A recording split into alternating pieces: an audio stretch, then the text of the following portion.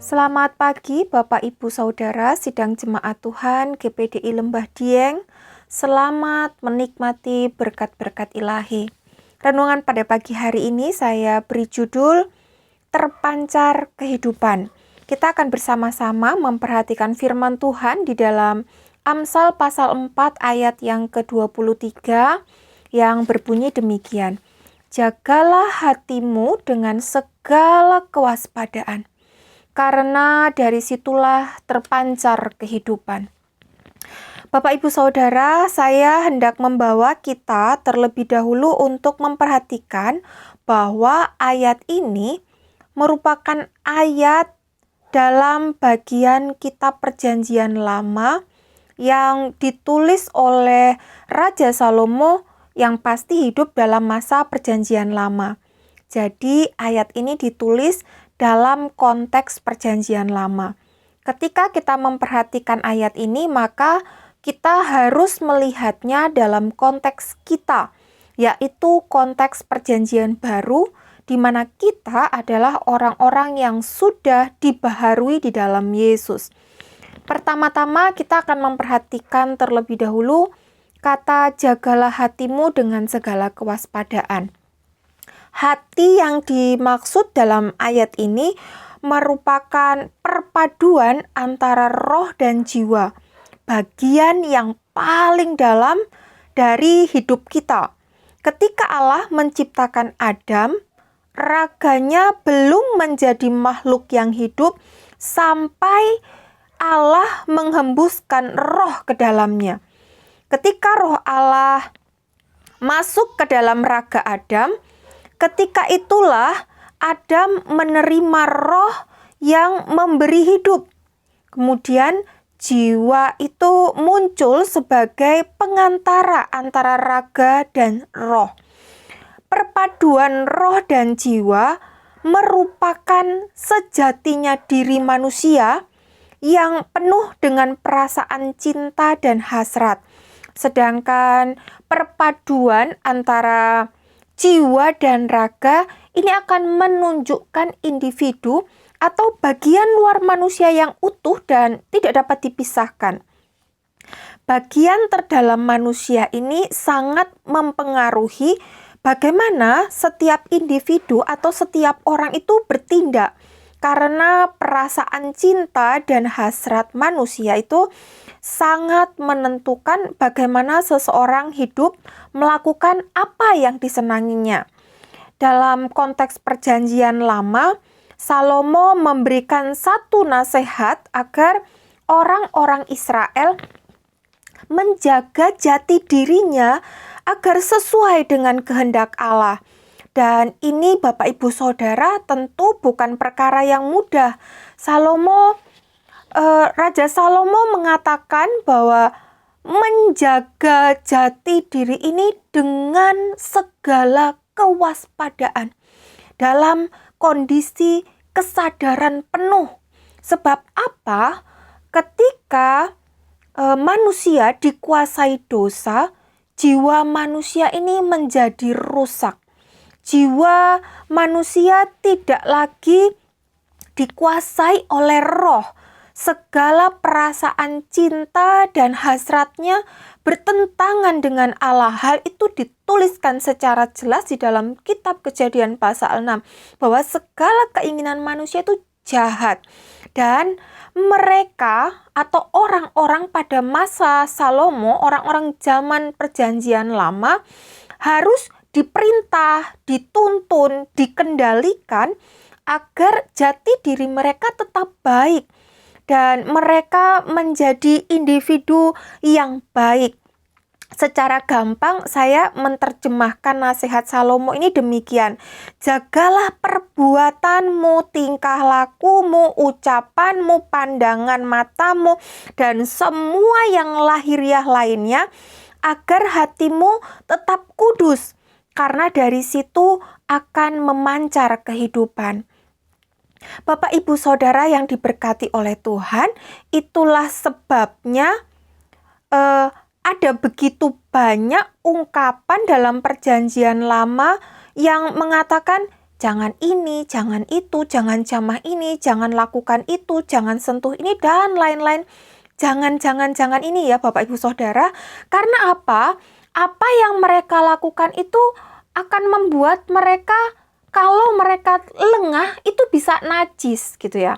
Ketika mereka najis, otomatis mereka tidak bisa menghampiri Allah. Begitu konsep yang ada dalam Perjanjian Lama. Sebab mereka harus menjaga roh mereka agar tidak dikuasai jiwa yang sudah rusak melalui perilaku lahiriah mereka. Dan ini Bapak Ibu Saudara sangat-sangat berat. Tidak heran kalau kita membaca, memperhatikan, belajar kitab Perjanjian Lama, kita menemukan ada begitu banyak kegagalan umat Tuhan, kegagalan pelayan-pelayan Tuhan. Lalu bagaimana dengan kita yang sudah dimerdekakan oleh darah Yesus? Kristus sudah tinggal di dalam kita. Apa yang dulu hilang dari hidup Adam dan Hawa, kini sudah dikembalikan di dalam kita. Jadi, Kristus ada di dalam kita. Pola pikir Perjanjian Baru merupakan kebalikan dari pola pikir Perjanjian Lama. Kalau di dalam Perjanjian Baru, bukan hal-hal lahiriah yang akan mempengaruhi jati diri manusia, tetapi jati diri manusia yang harus mempengaruhi hal-hal lahiriah manusia. Ketika Kristus di dalam kita, seharusnya hati dan pikiran kita berada di dalam Kristus, sehingga jati diri kita adalah jati diri Kristus. Dan hal ini otomatis akan mempengaruhi seluruh perilaku dan ucapan bibir kita. Bapak Ibu Saudara, hal ini jauh lebih mudah bagi kita. Sebab apa? Kita tidak lagi yang namanya ngoyo atau berjuang untuk hidup kudus, berjuang untuk melakukan firman Tuhan, berjuang untuk ini, berjuang untuk itu, untuk sabar, untuk hal-hal lainnya. Karena ini akan sangat memaksa kita, memperberat hidup kita. Ketika kita melakukan sesuatu karena merasa terpaksa, itu jauh lebih berat. Ketika kita melakukan hal yang baik, kita hidup di dalam pimpinan Roh Kudus, kita melakukan sesuatu, itu bukan lagi sesuatu paksaan, bukan lagi sesuatu yang memerlukan perjuangan besar. Sebab apa? Di dalam Kristus kita akan melakukan itu seperti air yang mengalir. Ketika kita tidak lagi memikirkan bagaimana cara hidup kudus, tetapi kita tahu bahwa kita adalah pribadi yang kudus sebagaimana firman Tuhan katakan, maka kita akan melakukan hal-hal yang kudus.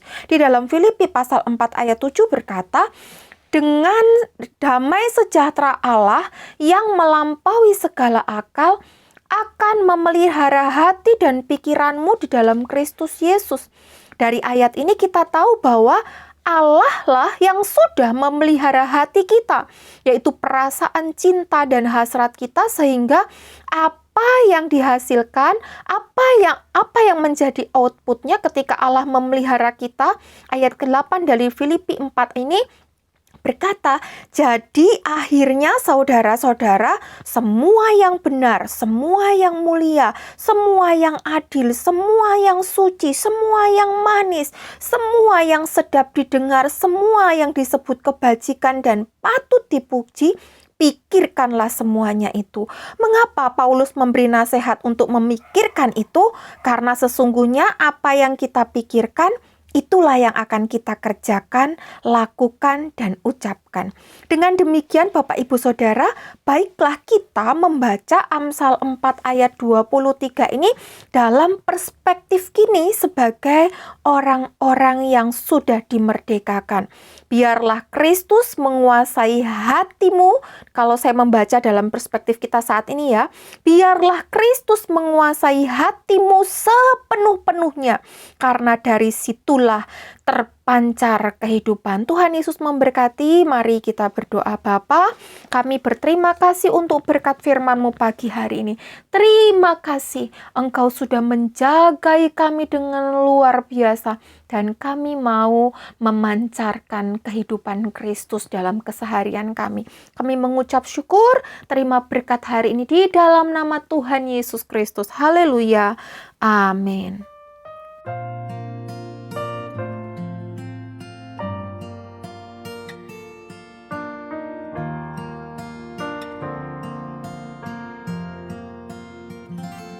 Penyertaan-Mu Tuhan, segalanya bagiku.